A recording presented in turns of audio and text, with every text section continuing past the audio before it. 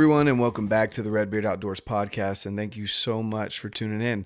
Here at RedBeard Outdoors podcast, we talk about faith and family, fitness, and the outdoors. So welcome back to everyone that has been listening. I know there's so many podcasts out there that you could be listening to, and you're choosing mine. That means so much to me.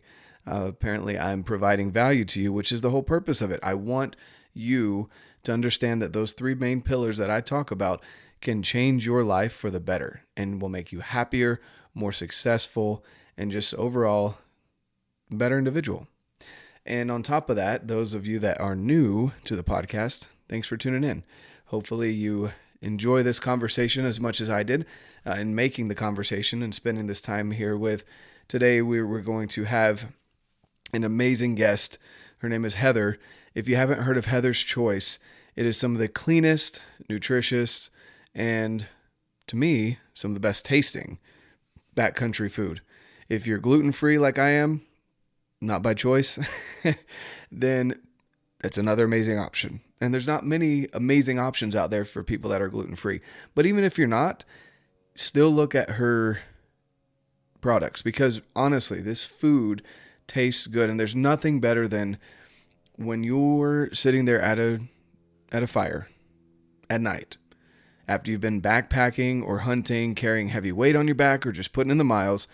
What's better than a nice hot meal and a good cold drink, in my opinion? Well, Heather's Choice provides that. So we're going to learn today a little bit about Heather, how she came up with Heather's Choice, how she has done such an amazing job with this company and has grown it to the point where now she has expanded into not just backpacking and rafting community, but the hunting community as well. So without further ado, here's Heather. Awesome. So I've got Heather here from Heather's Choice, and I've used some of her products before, and I use them consistently when we're out in the back country, and whether that be backpacking or hunting or whatever. She definitely lives a lot more rugged life than I do, living up there in Alaska. So we're going to get to know Heather. Let's be clear. I still drive my car back and forth from my house. I don't go by sled dog. I don't have to navigate polar bears or anything. So don't let them fool you.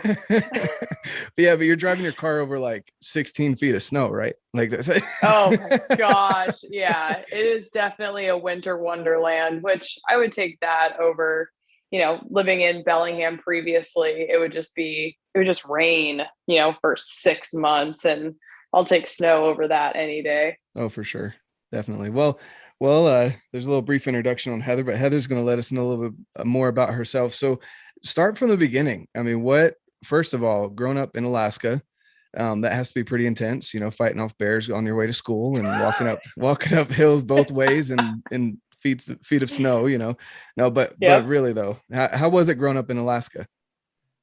Alaska's home sweet home. I absolutely love it here. Both my parents were born and raised in Alaska.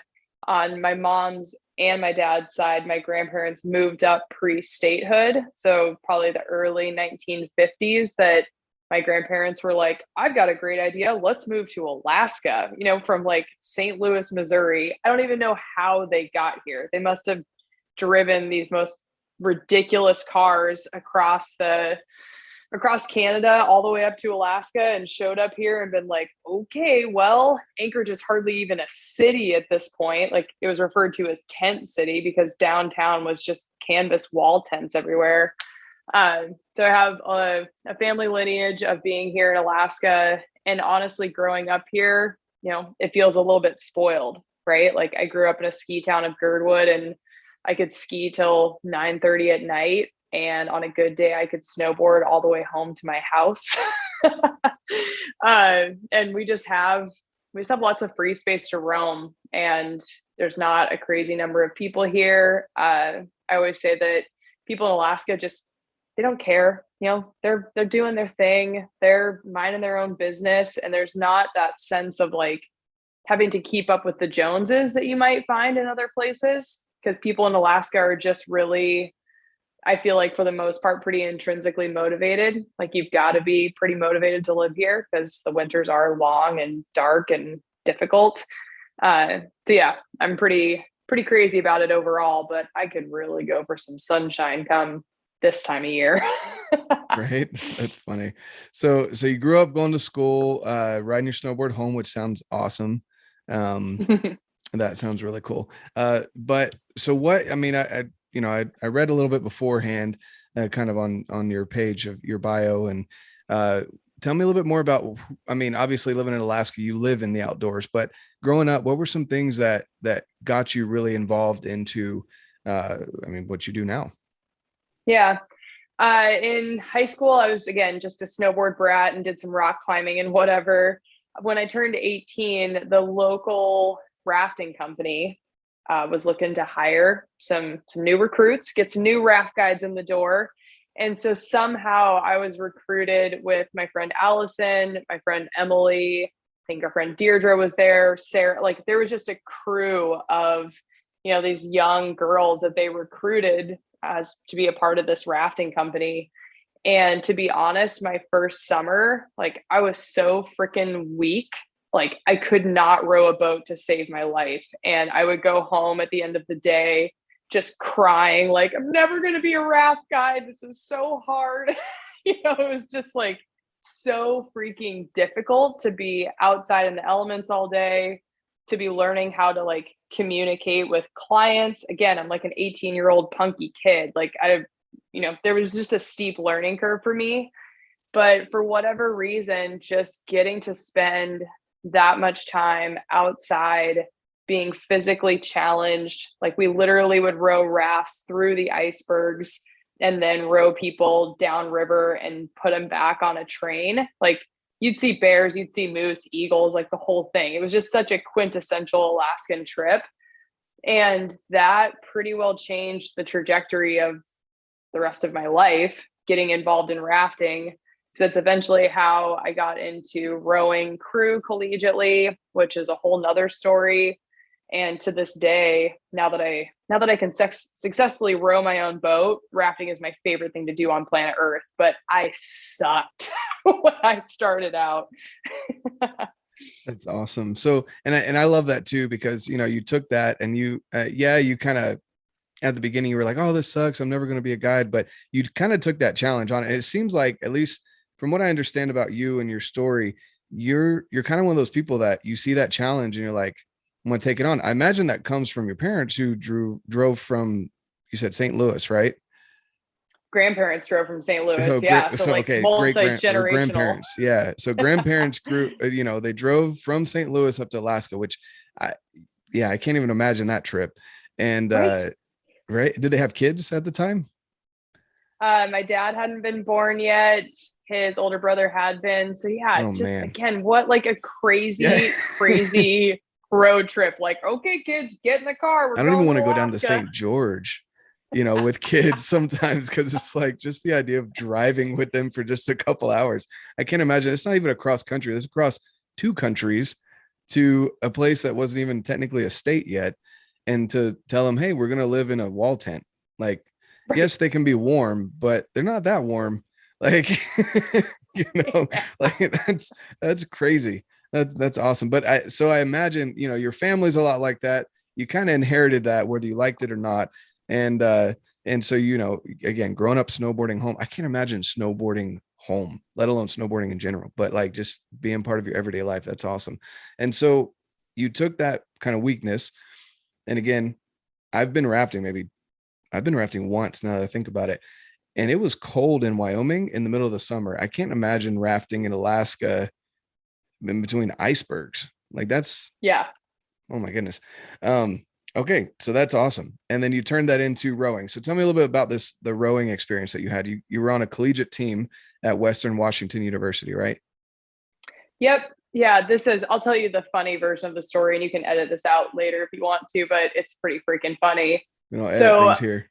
So just yeah. give it to us. Yeah, just give it to them. So I'm 5'9", like I'm a fairly tall woman, and I was rowing my raft one day, and one of my clients was was an older gentleman, and he's like, "Oh, so what are you gonna do after this summer?" And I'm like, "Well, I'm going off to college at Western Washington University." And he's like, "Oh, well, turns out he was a crew coach. So I don't know what school he was at, but he's like, yeah, Western's got a really good team, and you should go out for the crew team when you get there because, you're tall and you don't have any tits.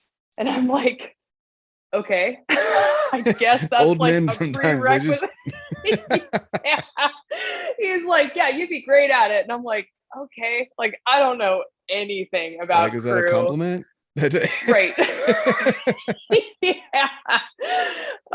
So of course, me following the little breadcrumbs, I get to Western Washington. I get moved into the dorm, and there's a gal who's about 4'10", just a little shrimp of a person.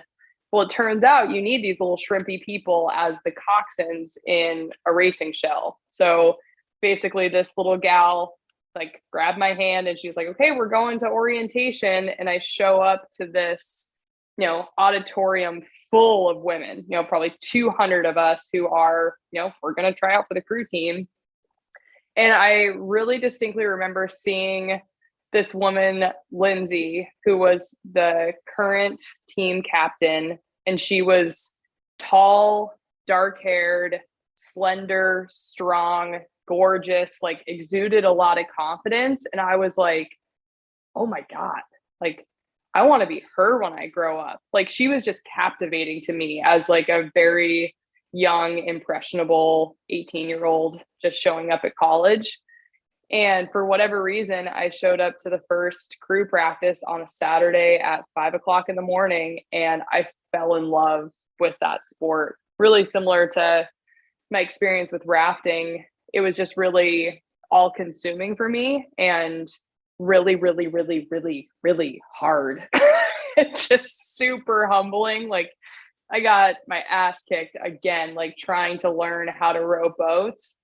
But every morning you got to be out on the water, in these beautiful long 40-foot racing shells underneath the stars. It's foggy, it's like just this really ethereal almost experience to get out on the water that early in the morning.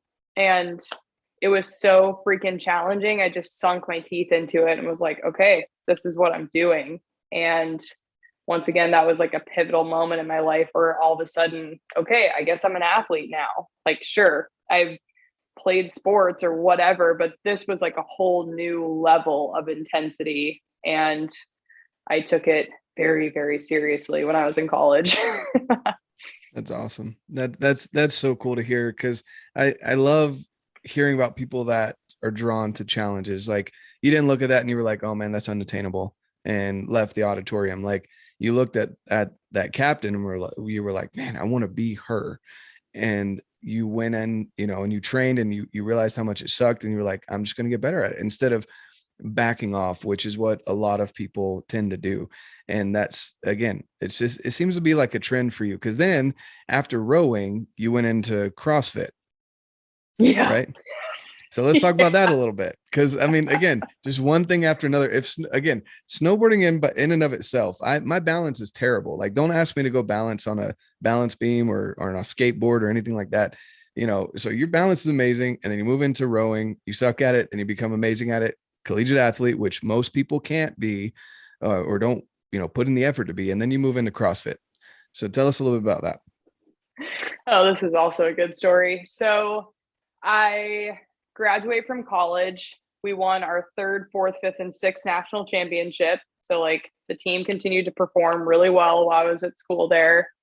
And I get done with college and go back home to Alaska to do another rafting, another year of rafting on the same gig. I did that for 5 summers and ended up finding somebody who's like, oh, you should go on the Grand Canyon with us this winter.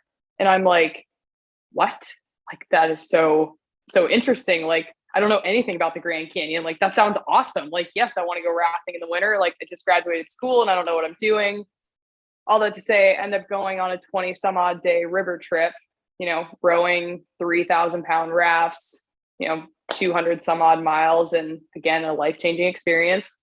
And while I was on that trip, I had a gentleman who said, if you want to continue to like get better at rafting and pursue this rafting career, as if that's a thing, he's like, you should move to Fort Collins and guide on the Poudre River. And me, just being a 20 something, like looking for my next thing, I pack all my stuff into my pickup truck, drive to Haines, Alaska, catch the ferry to Bellingham, drive my sorry ass to Colorado and show up there and just start applying for jobs at like every river company in town. Well, pretty quickly, as I'm like waiting to maybe get a job, I don't know, like they don't Wait, start so hiring until May. hold on. So most people are like, they go out to Hollywood and they're like, oh, I'm gonna maybe get a job. You weren't even thinking about Hollywood. You were like, I'm going to the Grand Canyon and I'm just gonna pack up what I have. And I don't know if I'm gonna get a job, maybe, maybe not. I don't even know if I can make it back to Alaska because I may not have a job. But I'm gonna go and just, get in the water. Like Yeah. Yeah. So I end up in Colorado, like say pursuing this raft guide career that I think I'm gonna have, and applied, but just have to wait, right? Because they're not gonna like start hiring people till May, and this is March. So I stroll into a local CrossFit gym, thinking like I'm a hot shit collegiate rower, and I just won, 4 national championships. And once again, I get freaking humbled. Like I can't squat. I definitely can't clean and jerk. I do not have pull-ups. Like all of a sudden I was just like, whoa, like I thought I was in really good shape. but the rowing machine. You had the rowing machine. I can crush on a rowing machine, but if it's programmed into a workout, I'm probably not going to show up that day because nothing is more painful than rowing on an erg. Like it's the worst. So yeah, I ended up showing up this CrossFit gym, just fell in love with it. It was epically hard and something new for me to learn how to do, and really kind of bolstered my knowledge as an athlete of like how to move properly. And after I did in fact get hired at a rafting company in Fort Collins, I did that job for probably 6 weeks. And by the end of the 6 weeks, I'm like, oh, hell no. I'm getting paid nothing. The tips are terrible. And like the clientele sucks. Like it was nothing like the experience I'd had back in Alaska, where I made great money. The clients were fun. I knew the program. I did 1 trip a day. And like, again, I did that for 5 years and I could do that in my sleep. This all of a sudden was like, oh, I'm not making money. It's not that fun. I don't care for the people. Like I'm out of here. And so now I'm living in Fort Collins with no job, right? I Like, was just gonna say the barrier of entry is lower. It's mm-hmm. getting up to Alaska, you have to pay some good money to get to Alaska. And then doing Alaska, any kind of Alaska trip in general is it's not cheap. And so it's kind of that barrier of entry is a lot higher. So you get higher quality people. And then you get into, like Wyoming, Colorado, everyone's going there during the summer, them and their kids and their grandparents. They want the easiest thing and the cheapest thing and do all the stuff while they're there. And so I can see that being a thing. Definitely. That was totally it. And so then I went to my CrossFit gym and talked to my coach, and I'm like, dude, I'm like kind of in a weird spot. Like I've moved out here with all my stuff. This job blows, to put it a technical term. And he was like, hey, don't you have a background in sports nutrition? Like, can you coach my athletes on how to eat for performance? And I'm like, you know what? Yes, I can. And I started off by doing a seminar at that CrossFit gym. It was CrossFit North Fort Collins at the time. And I think one person showed up to my first seminar, right? And I probably made $15. But like, I made $15, like this is working. And I would do 30-minute nutrition consults for $30. And that just grew. Like, I think it was early enough in the days of CrossFit that people were getting really obsessive with it. And there wasn't, outside of somebody like Rob Wolf, who was kind of like this iconic figure in the land of, paleo nutrition. Like if you couldn't work with Rob Wolf, you didn't have a whole bunch of other options. So like my timing was pretty good to be like, hi, my name's Heather. I have a degree in evolutionary nutrition. I have an athletic background. I love CrossFit. Like I'd be happy to work with you. And so that turned into pretty much a 5-year journey where I traveled to CrossFit gyms all across the country doing these nutrition seminars. I had clients all over the world that I would do eating psychology and sports nutrition consults with. And at like 20, how old was I? 23-ish years old. Like I'd have $13,000 months in my business. I was like, whoa, like, what? This is awesome. You know, like it was just really fun and interesting. And I was just trying stuff on for size. And the CrossFit thing lasted through about 2014 for me. And then I realized I was living in Colorado. I lived in an air-conditioned apartment. I drove my air-conditioned car to an air-conditioned gym. And I literally looked around one day and I was like, this isn't my life. Like, I'm out of here. I'm moving home to Alaska. Like, I do not want to, can't snowboard home. A little too hot here. So in 2014, I once again packed everything up back into my truck, moved home to Alaska. And that was sort of what catapulted this whole Heather's Choice journey that I've been on for the last 7 years. That's awesome. That is so cool. So I didn't know that much about your CrossFit journey. That's so cool to hear that you got into the nutritional side of things there as well. I'm personally just starting probably the last like 4 months getting into CrossFit style weightlifting. I haven't joined a box yet. But I do love the functional movement that it provides and going away from traditional weightlifting and getting into these more functional movements. Like I can already tell, you know, I'm a lot more mobile. I'm not naturally flexible. And so like catching a snatch in a squat position or, you know, catching a clean in that squat position rather than up higher, you know, and muscling through things is definitely a lot. It's a lot to learn. Yeah, it's very humbling as well because I'm used to being able to lift a lot more weight. And then I go to clean that same amount of weight that I can, you know, deadlift or whatever. I'm like, nope, it's not coming much more off the floor past my waist. Like, yeah, exactly. And so yeah, I love it. I don't like the bad rap that it's gotten. And I used to be, again, one of the guys that picked on it because I was looking at going into physical therapy at one point. And I was like, oh yeah, CrossFit gyms, they keep physical therapies is in business, right? That's like, that's the whole reason why physical therapists are around. And it's not the case if you got a good trainer. So I do like it a lot. And I think that's cool. So you went back to Alaska. And then I was looking at some pictures here on your website. You pack rafted in the Denali National Park. Was that after you came back from Colorado? Close to. So that was the summer of 2013. If you want to hear another crazy story. Sure. So summer of 2013, again, I'm making great money doing my, you know, nutrition gig. I decide I'm going to go home to Alaska for a month. Like just going to go home and play super hard, go pack rafting, do whatever.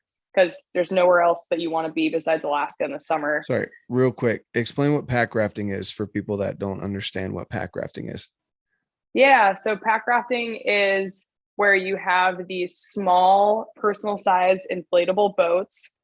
They roll up and they're about the size of, like, you know, the lower compartment of your backpack where you could potentially shove like your sleeping bag. Yeah. Like you can fit a raft in there. I think they weigh about 7 pounds. And so there are these packable boats that you can literally shove in your pack and take with you wherever. And it makes for a really fun mode of travel in a place like Alaska where you have so many remote rivers that you don't have road access to. So it just opens up this whole new mode of travel that I think is pretty unique to Alaska. But flash forward to today, and I think pack rafting has kind of taken on a life of its own, much like CrossFit has. Yeah, it's become cool. Yeah. So back to your story. Oh, that's fine. I go back to Alaska. This is June of 2013. And when I got on the airplane, again, I'd left my beloved truck at the airport. And that day, I think it was either that day or like right around when I left, a forest fire started outside of Fort Collins. I think it was the High Park fire. Well, the house that I was renting was up in Red Feather, north of Fort Collins in the mountains at about 8,000 feet. I don't even know how I like scored renting this place, but it was awesome. And I'm back in Alaska and the landlord calls and he's like, hey, just want to let you know, we're keeping an eye on this fire because like it's in the area. And like everybody's working hard to keep the fire under control, but like we're going to be monitoring this every day. So a couple weeks into my trip, I get a phone call. I'm like coming out of a hot yoga studio, get in my car, return a phone call from the landlord. And he's like, hey, are you sitting down? And I'm like, yeah. He's like, it's gone. I'm like, what do you mean? He's like, the house it's gone. Like there ain't anything left. So as you can imagine, this is like pretty emotional. I'm like, holy shit. Like I didn't pack any of my like beloved things. Like I was just going home for a month to go screw off and then going to come back and like resume my life in Colorado. But when I got back to Colorado, the only thing I had was my pickup truck that I left at the airport and like a few furniture items in an office that I had rented in downtown Fort Collins. So I sold the furniture that was at the office, got in my truck and was like, well, guess I'm moving to Telluride for the summer because like there ain't nothing here for me anymore. Like literally everything that I owned in this, part of the world is gone. So yeah, that was summer of 2013. And by the summer of 2014, I had fully moved back home to Alaska. Wow. That's quite the story of your experience in Colorado. And that's intense. I've got some people that either I follow or I'm friends with that have dealt with stuff like in Oregon recently. And I just had a friend from school out in I want to say it's Tennessee that had a house fire and they lost everything, obviously, except for their dog, their baby, and their husband. And I can't imagine having to start over. And you were like just trying to enjoy a trip back home, and you come back to that. Like that's crazy. I can't imagine. Wow. And so then you went to Telluride, then you came back to Alaska, and tell me about, when you went back to Alaska, obviously, you were back home. You love it in Alaska. You keep going back. You can't get enough of the cold. And, when you're not cold, you're in the water. So a little bit of a mix of both. But tell me about how Heather's Choice started. Yeah. So I get back home to Alaska and the idea for Heather's Choice had percolated for probably about 3 years now. Because when I did my first Grand Canyon trip in 2011, again, there was a gentleman on that trip who saw that I had dehydrated all of this good quality food, like a bunch of sweet potatoes, a bunch of jerky, a bunch of meals. Like I just dehydrated a ton of stuff so that I could bring a bunch of good food with me on this 20 some odd day river trip. Because again, at the time I was like a pretty high level athlete and I really cared about the quality of food I was eating. And like, I cared enough to bother to make a lot of my own stuff. So on that trip, this gentleman, Jason, who was on the trip with me, took notice and he was like, man, you really got something here. Like, this is pretty cool. So that was 2011. Flash forward to 2014. I'm back home in Alaska and I'm still dehydrating food, right? I'm still just like geeked on it and it's fun and it's playful. And like this idea for Heather's Choice is becoming like a little more enticing, like what if I could actually start my own dehydrated food company and I could like make this really high quality, awesome, delicious, good food for people going on extended backcountry trips like pack rafting or sea kayaking or whatever. And so my buddy Jason, who I'd known from rafting back in the day, who's a local entrepreneur here in Alaska, really successful, he's like, what is it going to take for you to actually turn this into a business? And I'm like, well, Jason, at the time I am living in a 27-foot camp trailer in my dad's front yard, because again, I've just like moved back to Alaska and haven't even like settled roots yet. I don't have a kitchen, like the camper isn't going to cut it. And the dehydrator I have is a small 5 tray, like home tabletop dehydrator. Like I can't really make that much food. I need a bigger dehydrator. And he's like, all right, listen, I've got a fourplex in Anchorage. I'll let you live there for free in one of the units. And let's go to Cabela's and buy the biggest dehydrator that they have. And I triple dog dare you to go for it and to see if you can turn this into something. So as you can imagine, I'm like all giddy and excited, like, oh my gosh, this is so fun. So we go to Cabela's, like get this dehydrator that's the size of a wine cooler. And, I get moved into this apartment and I plug the sucker in, and I just so happen to have somebody along the way coach me and say like, hey, if you're going to launch a website, an e-commerce site, don't launch on WordPress, use Shopify. And I'm like, okay, like what the hell is e-commerce? Like just like throwing myself into this. But I launched my website, heatherschoice.com, August 15th of 2014. And at the time I was making everything in my little rinky dink apartment that I was not paying rent on. And to my surprise, like it took off. Like all of a sudden we got some press in the local paper. We got picked up by some folks in the hunting community who really took a liking to our stuff. The phase where I was making everything myself in my apartment ended very quickly when that local health department got word of this. Like they shut me down pretty freaking fast. Yeah. Until they tried your food, right? There's a twist. They tried your food and they're like, we can let this go. Okay. Oh, I freaking wish.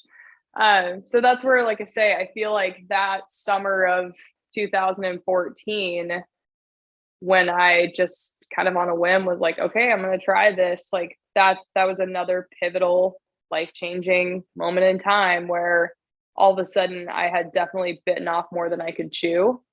And I feel like to this day, now 7.5 years later, like Heather's Choice is still here and we're still doing it.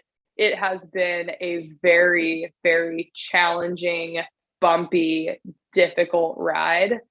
But I feel like I've kind of illustrated that over the last however long. Like there seems to be a theme here that I just can't get enough of, like those really hard, challenging things that I have to just like become all consumed by in order to be successful with it.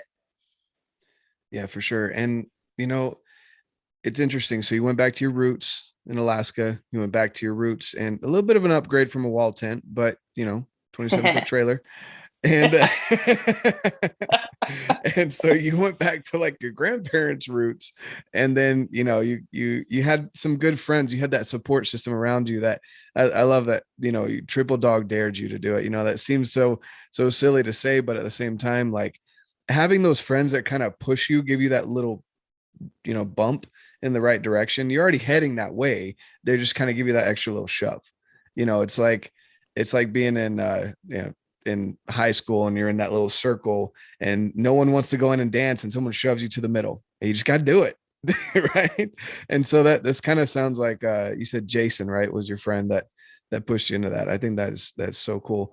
And then the name came from what I was reading on your in your background a little bit, was from your mother. Is that correct? Mm-hmm. Yeah, my mom, it's actually her birthday today. I got to see her earlier today. We're happy birthday. Gonna celebrate. Happy birthday, Mom. My mom is like, she's the ultimate mom. Like she's just the warmest, sweetest, nicest person you'll ever meet. And she definitely instilled kind of a love for food in me. I would say, like, I consider my mom the ultimate foodie, and like when her and I travel together, we just like go to all the Whole Food stores, buy all the things, and just like love up on all the local food we can get our hands on. And she, when she was raising me, had percolated the idea for starting a line of organic baby food called Heather's Choice. My dad is an entrepreneur, and at the time he had started the first microbrewery in Anchorage. And so my dad's brewery kind of took precedent over my mom starting her own baby food company. And so when, I decided I was going to start my own dehydrated food line, the name Heather's Choice was just really ripe for the picking, That's awesome. That is so cool. And so is her name Heather as well? My mom's name is Mary. Okay. All right. But she was saying Heather's Choice in reference to foods that okay. That's so cool. That's so cool. I love that. And there's so many, it's I think understated how many women out there, like in your mom's example, was so supportive of her husband that she was willing to forego her own venture and to raise the kids. And yet that's coming to fruition. It kind of came full circle through you. And you grew up, so you're not eating baby food anymore, right? So but you found that dehydrated food that works for you. And I love that about your product, that it is so clean. It's not packed full of fillers or anything like that. And you found a way to make good food taste good. I mean, that's one of the biggest things. Like when you're out backpacking, and do you hunt at all? You mentioned jerky. Mm-hmm. You do. Okay. So we'll get into that here in a minute, because I love that topic. But as far as making food while you're backpacking and you're starving, whether you want to admit it or not, you're hungry at the end of the day after you've been rafting, I imagine, being soaked in the water and steering the boat, pack rafting. I mean, that backpack looked twice as big as you on the picture on your website, and you're just happy as can be because you got a good meal coming for it. No, but honestly, like food can make or break a trip. It really can. I'm sure you've experienced that. And I've just going from certain other brands that I consider like the McDonald's of backcountry food, dehydrated food, to stuff like Heather's Choice and a couple of other like Alpen Fuel for their granola, Heather's Choice for your for what you do as far as like bison chili was, and I keep saying that, but that's my favorite one. The salmon chowder, I think that's the name of it, right? I know it's just, and you don't think like, and maybe that's what got you kicked out of the building because you were dehydrating salmon. They smelled it. Yeah, right. Oh, that is a very real thing in the history of Heather's Choice. When we would dehydrate, hundreds of pounds of salmon at a time, like our neighbors in this complex were not real crazy about it. So we now successfully have outsourced it to a local seafood processor and they can get away with it, but you're not wrong. Dehydrating hundreds of pounds of salmon at a time is not recommended. So you think it's bad being in an office when someone warms up some cod with their rice? Like imagine dehydrating hundreds of pounds of salmon. Oh my goodness. That sounds I mean, it's delicious, but I'm sure that didn't smell too good for your neighbors. It's a little much. Yeah, that weren't participating. That's awesome. But so yeah, it really can, like, going back to it, like it can make and break a trip. It really can, like having good nutrition. You need to get the nutrition in, but also having it taste good. Like you could go and eat a bar that tastes like chalk and has all the right nutrition. You might feel okay, you might recover well, but it's still not as good as like sitting around a little fire that you built with your friends and chatting about what you did all day around some good food, and being, and one, it was so good that you want to share it with other people, which is what happened in your case, where you just organically shared it with someone that was on the trip and they're like, hey, you have something here. You got the passion behind it. You just you have everything mixed in there. And I love that about your brand and about your company. So let's talk a little bit about hunting. I imagine, again, being up in Alaska, like I've got a buddy up there who, I don't know the situation, but I guess when there's like roadkill moose or something like that, they send it to families or they donate it. They have local families process it to donate to homeless shelters or something like that. Tell me a little bit about your experience hunting growing up in Alaska. You don't have many big game animals up there, I imagine. Yeah, don't tell anybody. Right. Wait, let's see. My mom and dad, neither one of them are hunters. Like, sure, we would go fishing every summer. That's just a thing that you do. So I had uncles that hunted, but like hunting was literally not, it wasn't even in my periphery. Like it wasn't anything I thought about. It wasn't anything I aspired to. And then in the summer of 2014, when I started Heather's Choice, I remember having one gentleman in particular who ordered 40 dinners, 40 breakfasts, and 40 snacks. And I'm like, that's going to take me forever to make that much stuff, because at the time I'm like hand chopping the carrots and hand chopping the onions and cooking everything in crock pots, and loading into this dehydrator and packaging it and hand labeling it and driving it to the post office. And I'm like, dude, this is going to take me a long time to get this order put together. And he was like, yeah, I'm going on a mountain goat hunt, a sheep hunt, and, whatever else he was going for. So he's going to be in the field for 40 days that fall.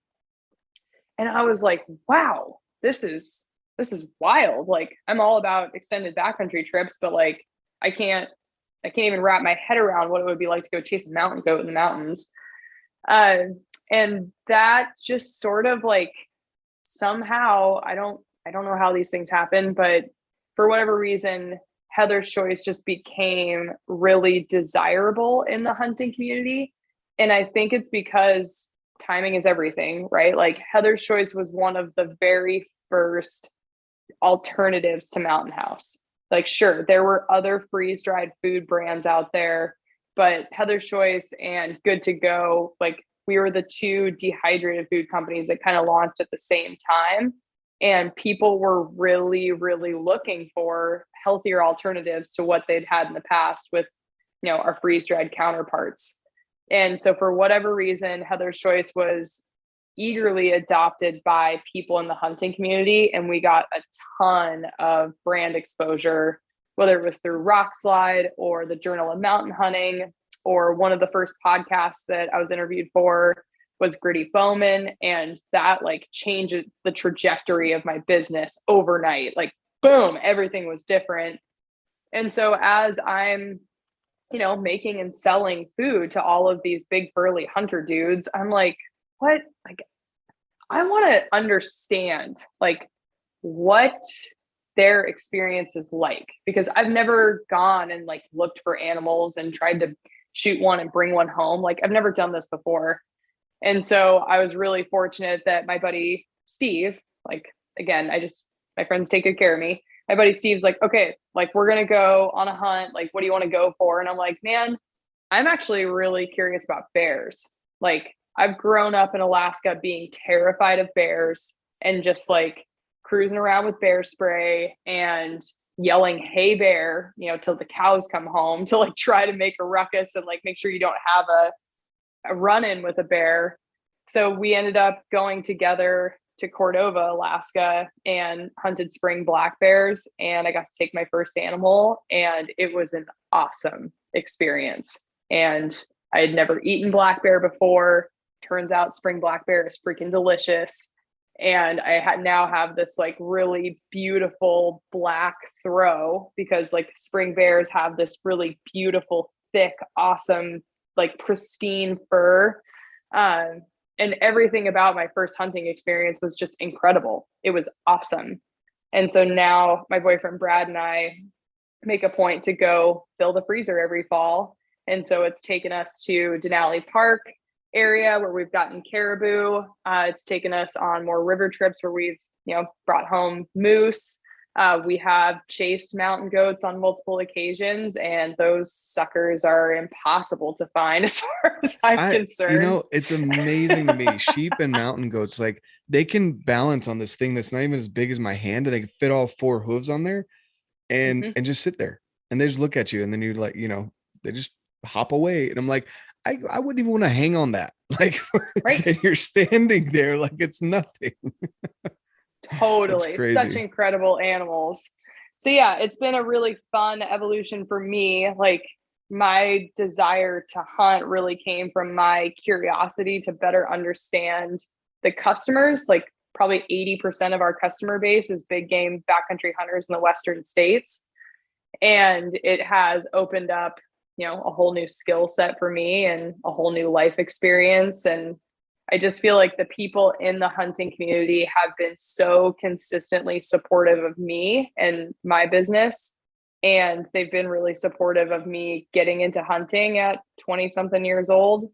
And it has created just a new life skill that I'm actually pretty proud of. Like it's pretty awesome to be able to break down an entire moose, bring it home, process it, get it in the freezer, and then serve it to people in your home. Like there's so much about that that kind of speaks to what you touched on earlier of the entire food experience and just how rich that can be and how fulfilling that can be to procure, cook, and serve really, really, really good food to people. Yeah, no, definitely. It's and I want to touch on a couple of things here that you brought up.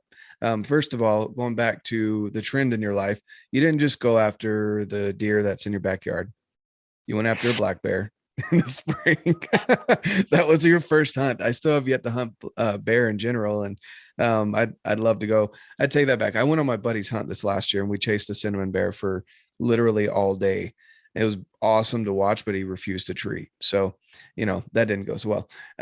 But yeah, I'd love to hunt bear someday. I've heard that they're better in the spring because they're eating a bunch of berries and stuff like that, rather than in the fall. They taste a little bit more fishy.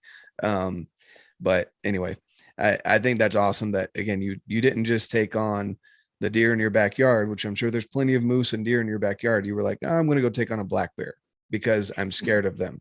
Like, again, you tend to have this trend of just, I'm going to triple dog dare myself to go in on this thing that just a lot of people don't even think about. So that's awesome. And then the whole idea of why hunters would be attracted to your food. Again, they understand, like I said, the McDonald's of backcountry food, these other companies, after a couple of days, like you don't feel good anymore. You just don't, and there's so many things that go into those other companies, fillers and stuff like that happen they just mess with your gut. And so that was the first time I'd heard of you, was actually listening to the Gritty podcast, and they talked about how awesome your food was, and I just kept thinking like salmon chowder, like it sounds good, but at the same time I don't know, like how would that be dehydrated? And so so I went all in and got some. It is, man, it is, again, there's something about sitting around a fire with a good meal after a hard day of, again, backpacking, hunting, whatever it may be, and knowing that you're getting the right nutrition in, which I kind of nerd out about myself. But also it tastes good. Like it's something that you look forward to. It's not just another protein bar or something else just to get food in your stomach. It really does taste delicious. I mean, I don't know of another word. It's nutritious and delicious. Like it sounds goofy, but at the same time, like, it really is. And so that's why those people, I imagine, were attracted more to you, because they realized, and by word of mouth, they were just like, man, this makes me feel good. It tastes good. And it's really not, I mean, it's not even in big packages. You don't have these ginormous packages that you're packing everywhere with extra garbage and stuff. It just kind of all fits in well. And so it's cool that your curiosity turned you into another hobby that you really enjoy. Um, is there one animal that you're looking to hunt in the next couple of years that I mean, you mentioned chasing mountain goats, but is that your kind of your big ticket item, or is there one that you're looking to go after in the next couple of years? The last 2 years, Brad and I got a moose in 2020. And then this past year, we went with our buddy Jason again and got another moose on a rafting trip here in Alaska.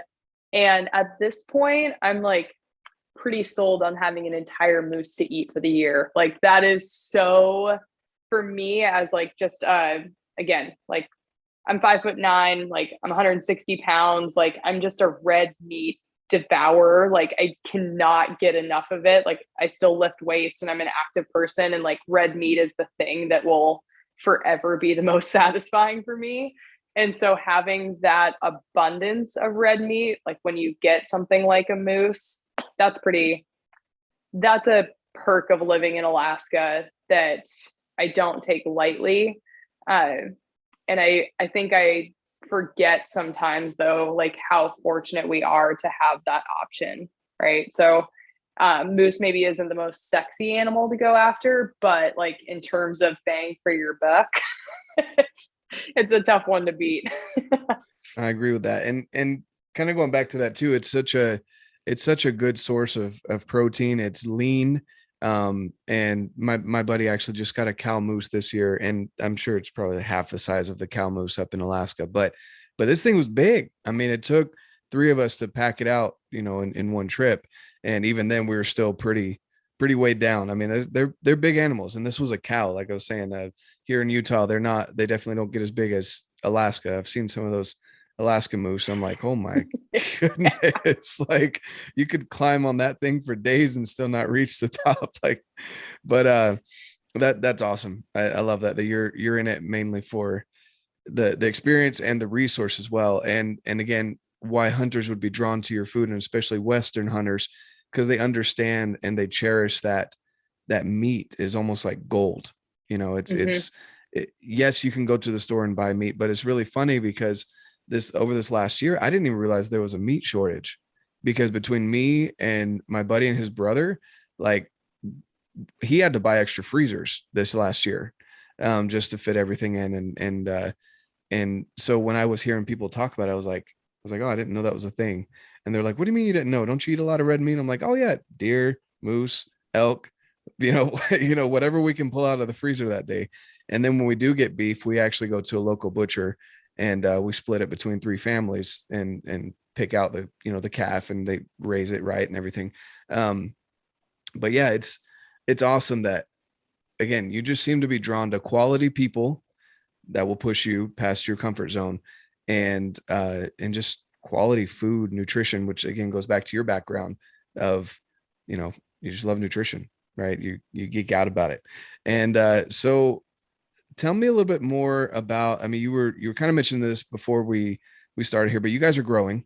You just got you said a third place that you're working out of? A third space. Yeah.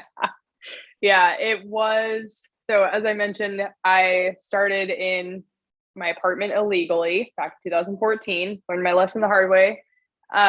In 2015, 16, and 17, I had attempted to outsource all of my manufacturing. And that is pretty common in the food space, that you will develop a recipe and then you go find a co-packer. You tell them, here, make me 1,000,000 units of this, and then I'm going to sell them as fast as I can and wash, rinse, repeat. Um, I got burned so many times, like attempting to go that route, that finally in 2017, my boyfriend Brad, who eventually, came to work for me in this business, he's like, we're not doing this anymore. Like, we got to find our own kitchen, and we got to find one fast. And we literally found a coffee shop in Anchorage, that served food, and they wanted to offer for us to rent the space from them in the evening hours to make our product. And I like walked into this space and I looked around and I'm like, would you sell it? And the guy looked at me like, who the hell does this girl think she is? And And how old are you within, at the time? I'm probably, what am I, 28, something like that. Yeah. So Uh, someone in your late 20s walking in and being like, I could buy this. Would you sell yeah, it? right. I shit you not, within 6 weeks, they vacated and we like owned all of the equipment in this space. And it was like, okay, here we go. We're going to build out our own production facility. So that was the end of 2017. We were not fully operational, I don't think, until the end of 2018. So you want to talk about stress and like cash management and fear and anxiety and like all the things that come with entrepreneurship. Like, that was a really hard year. But then by 2019, we were fully operational, fully USDA inspected, and ready to rock and roll in this space. By 2020, when the pandemic hit, like, our business blew up because, again, everybody's like panic buying dehydrated food. So I got a smoking good deal on another warehouse space, like within this same industrial complex that we're in, because other businesses were like, wow, like panic, what's going to happen with this pandemic? And the landlord's like, you want it? Like, I'll give you first month free and like no deposit down and like just get you in there. So get into this warehouse space. And by the end of 2020, it was like, okay, like this is happening. We're taking on more retail doors. We're doing good business. So in 2021, I spent probably a solid 6 months looking for another space for us to grow into. And in October, I got desperate enough that I started knocking on doors in this industrial complex, asking people if they would vacate. Like, is anybody here willing to move? And sure enough, with my luck, because I'm about the luckiest person you'll ever meet, one of the gentlemen was like, yeah, actually, that would help me out a lot. Like, you want to take this space? You want to take it next week? And I'm like, yes, out you go. So over the last 3 months, we've been outfitting this third warehouse space. And so now our business is separated over these 3 different locations that are all within about, a 400-yard track of each other. And it's by no means ideal to have the business, not all under one roof, but it's a really sweet time within Heather's Choice because we now do have more space to grow into. We have our largest staff that we've ever had. We have like a really sweet company culture right now. Like, it's a good place to be. And I'm really, really eager to grow the business pretty exponentially in these next 2 years and maybe someday get us all back under one roof again. You're just going to throw a wall tent over the whole industrial complex. Then you're Oh my gosh. I wouldn't put it past me to just be like, I own right? this block. You're just going to Heather's Choice row. Like, like a freaking that's Monopoly awesome. board.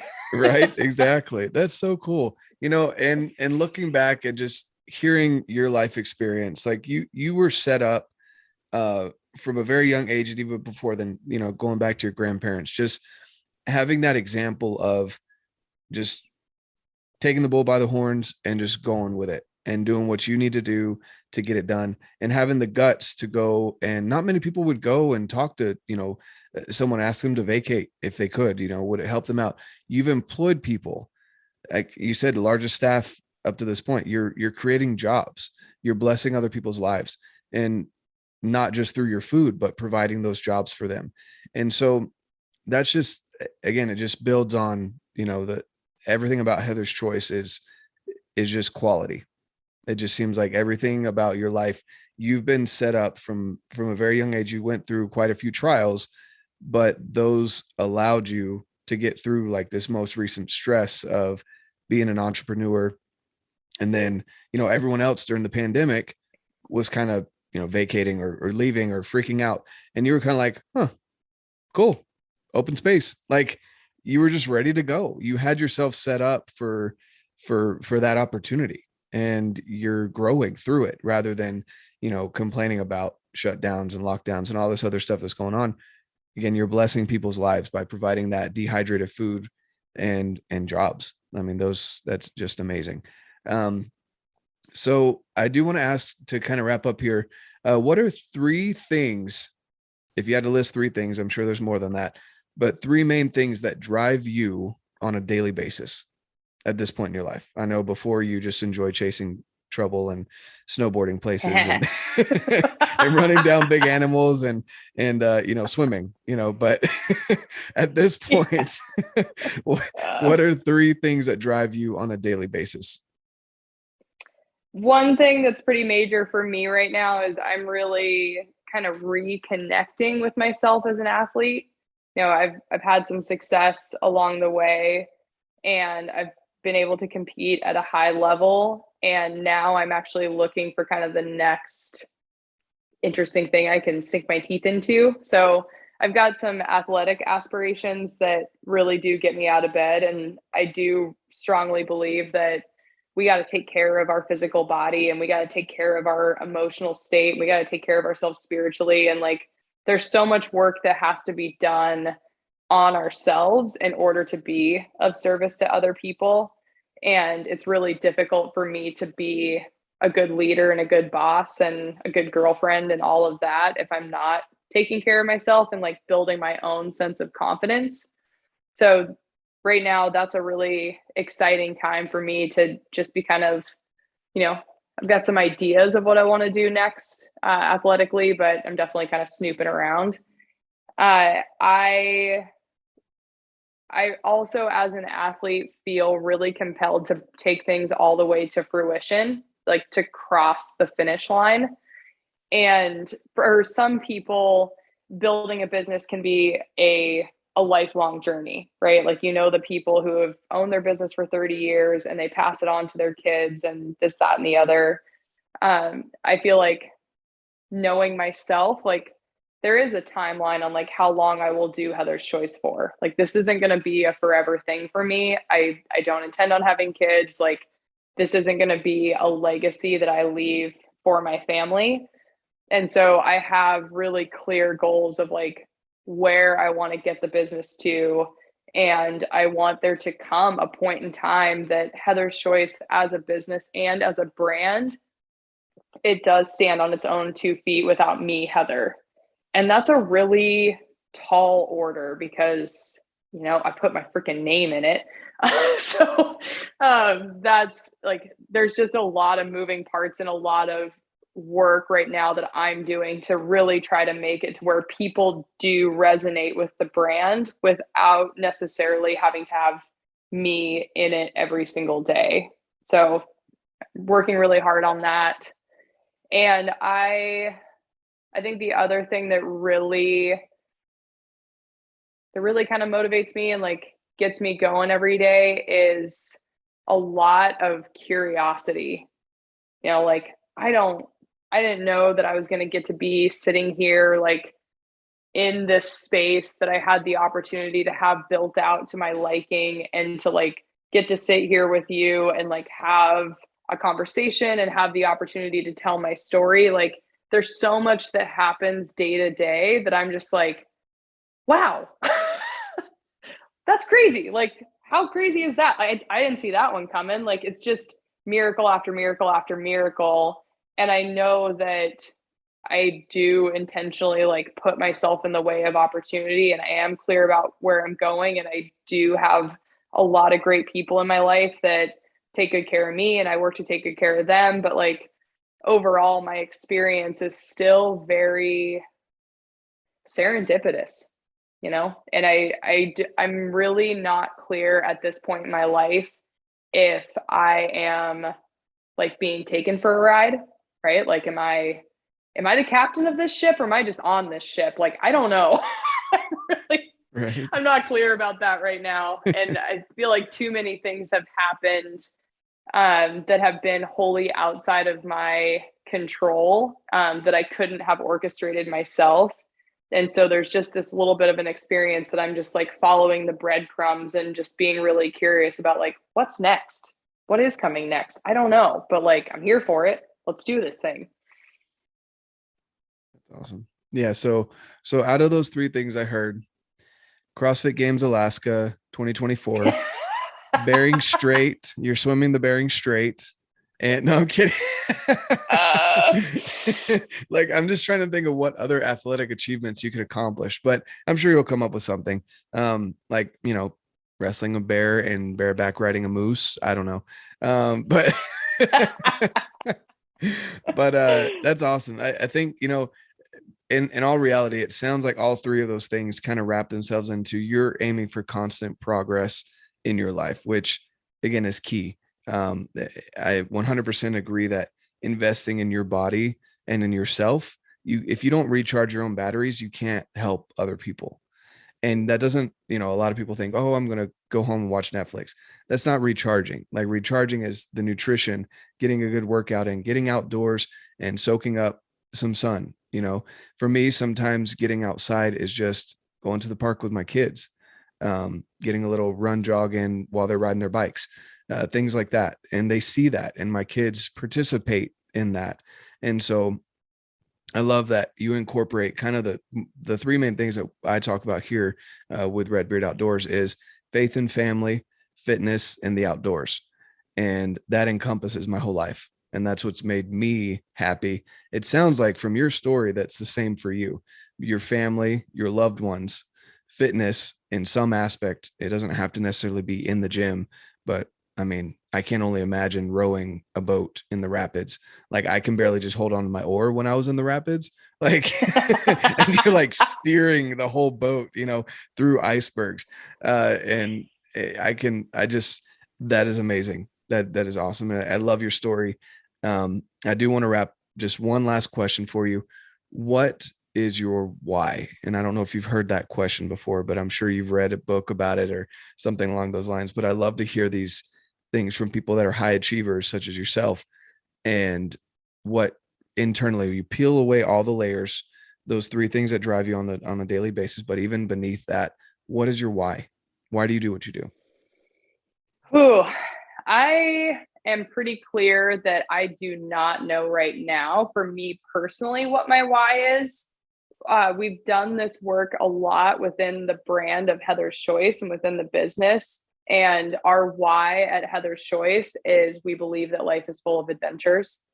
And that is such a clear North Star for us internally at Heather's Choice, because each individual person who works here is on their own adventure, right? Like they might be my employee Brooke, who previously thought she was going to be a volleyball coach, who during the pandemic found herself like, there ain't a whole lot of volleyball going on. Like, I got to make a new plan. And she found herself working at Heather's Choice and has like very quickly been catapulted into a sales and marketing manager. And she's getting just this like really intensive crash course in business.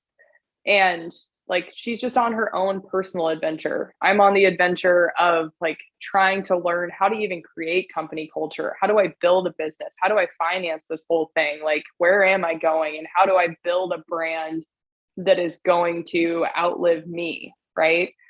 And it can trickle down to obviously the adventures that we go on, like going moose hunting or rafting the Grand Canyon or whatever it might be. But I think that constant realignment with like, okay, we are on an adventure. Like, we're on an adventure together for a short period of time, but the entirety of my life experience, definitely, like, it's been an adventure and it's going to continue to be. And that just makes it really, again, curious, fun, playful, inquisitive, just like, wow, all right, like I am here for it, because I am constantly surprised and constantly in awe of all the different opportunities that come my way, or the challenges or whatever it might be. So yeah, as far as like me personally, I don't think it's really, really clear. But as far as my perspective of like, why am I still here building Heather's Choice, think I'm very much like signed on for the ride. I love it. And if I could be so bold as to even summarize that a little bit, because you're saying it, and I don't even know if you realize this, but just from sitting back and listening to the last hour that we've been talking, um, you're in it to make other people's adventures or lives that much better. Everything that you have done in your entire life has been bettering the lives of those around you, whether that be through nutrition or giving them the raft ride of their life in Alaska or in Colorado. Even the people that didn't tip you and were total jerks, like they may never go rafting again, and you were their guide. And then coming back and again creating jobs for people. Like, to me, I think that's so understated about entrepreneurs. When you create jobs for other people and you bless their lives by providing them a paycheck and a way for them, like you said with your employee Brooke, to grow into something that she didn't even know she could do or wasn't even on her radar. How do you go from a volleyball coach to sales marketer and and manager? Like, that's just, you don't think that way. But you're providing those rides for everyone, all the hunters that now have healthy guts because they're out in the backcountry for 40 days with healthy, nutritious food that tastes good. Like, all of the things that you do in your life bless the lives of others to the point where it makes their adventure not just doable, but exciting. And that's something that, anyway, that's how I've interpreted this whole conversation. It just seems like you're your life has been about blessing the lives of others and having their adventure, which I love that you describe life as an adventure, having their adventure magnified and even better than it could have been before. So I don't know. I mean, that's kind of what I I'll interpreted from take this whole it. conversation. But you know, and maybe you're too humble to say that, but I honestly that's how I feel. That's you know, just from listening to you, understanding what the little bit that I did before we talked, and now getting to know you a little bit over the last hour. That's just you just are out for progress and making other people's adventures that much better. And so anyway, I know you have for me through your food and now getting to know you and I really appreciate the time that you spent with me here and just chatting a little bit because obviously you're a very busy woman. You wear many hats, and I completely understand that wearing many hats and having to take them on and change every once in a while based on the situation. But thank you so much for coming on. It's really been a pleasure. Yeah, thanks for letting me tell a bunch of ridiculous stories in succession. You know, storytelling is the way to go. And if that's your life, I mean, it's pretty dang impressive life. It's awesome. So, and I can only imagine where you're going to take it from here. Um, yeah. Well, thanks again. And to everyone out there listening, you know, definitely go check out Heather's Choice. She makes some amazing backcountry meals. You won't be disappointed with any of them. And as I always say, get out, live your life, and love it. All right. Well, hopefully you enjoyed that conversation as much as I did. It's awesome to see people, entrepreneur spirit, rugged, backcountry, has spent more time in the water than I can even imagine or even want to. And just overall, a great individual, blessing the lives of other people through her entrepreneurial spirit, her desire to constantly progress. And please go and check her out. You can go directly to heatherschoice.com, or also if you're looking for a discount on ordering those meals, you can go to alpenfuel.com and use my code RedBeard. And I'll leave those links in the description below. But definitely go support Heather and Heather's Choice as they grow. They're providing for their local community with jobs and other opportunities, but also so that your gut feels good when you're in the backcountry, whether that be backpacking, just a one-day hike, or when you're spending 40 days out in Alaska going hunting. Whatever it may be, take a look at their meals and go support them. That's it. That's all I got for you guys. Hope you guys have an amazing rest of your day, rest of your weekend if you're listening to this on Sunday. And as I always say, get out, live your life, and love it.